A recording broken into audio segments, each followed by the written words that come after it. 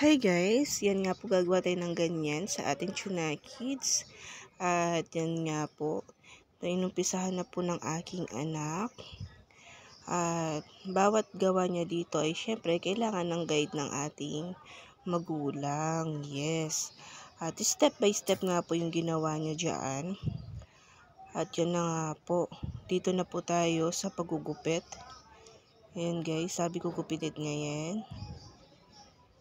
And shoutout po ulit sa ating mga parents na kasabayan ko na naman na gumawa nito. Grabe.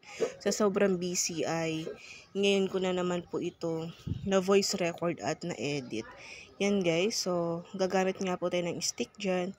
At medyo inano lang po natin. Pinukpok lang po natin sa mabigat na para maputol agad. And dyan nagdidikit na nga po tayo dyan ng mga stick. Yan. At step by step po ulit. Sabi kasi ng anak ko, yung unang upload ko po na project na ginawa namin ay po siya, pangalawang gawa po yun. Ito po talaga yung unang gawa namin. Sabi niya kasi dalawa daw po yung gusto niyang gawin. Grabe, napalaki namin. Ano ba yan? Yan guys, so dito na nga po kami sa mga kutsara. DIY po talaga siya ng plastic na kutsara. At sa panahon na yan guys, grabe, no budget talaga dyan. At mabuti meron po akong mga items ko sa aking pagbe-bake. Yan guys, so sa mga pagbe-bake ko lang po yan yung stick sa ginagamit ko. Sa ibang part ng ibang part ng stick na ginagamit ko. Yan, minsan sa mga niluluto kong iba't ibang klase guys. Yan. And yan nga po yung glue stick, ginagamit ko rin po. Basta't lahat po yan. Yan, sa mga pagbe-bake po. Dahil mabuting-ting din po yung pagbe-bake. At maraming gamit. Itong kutsara, yan po. Lahat po yan. So, nag-add na lang po kami dyan ng ilang kutsara. Dahil nga dalawa yung ginamit namin. Itong salamin, binili namin. Tsaka yung glue gun. Yan.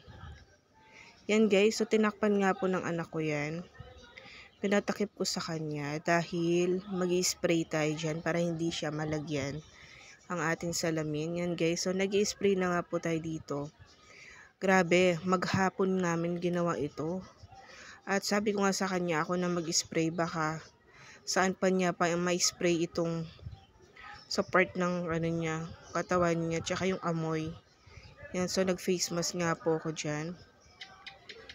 And bawal din kasi sa akin dahil may asthma. Yan guys, so grabe, pahirapan talaga nito pero na-carry naman. Yan guys, so dito na nga po tayo sa part na yan. And ito na nga po ang ating ginagawa at napatuyo na po natin yan guys. Yan nga po. At pagdating nga po ng kinaumagahan dyan ay yung stick, isipan kong lagyan ng straw. Yan yung idea na naisip ko. And ito na nga pong ating DIY.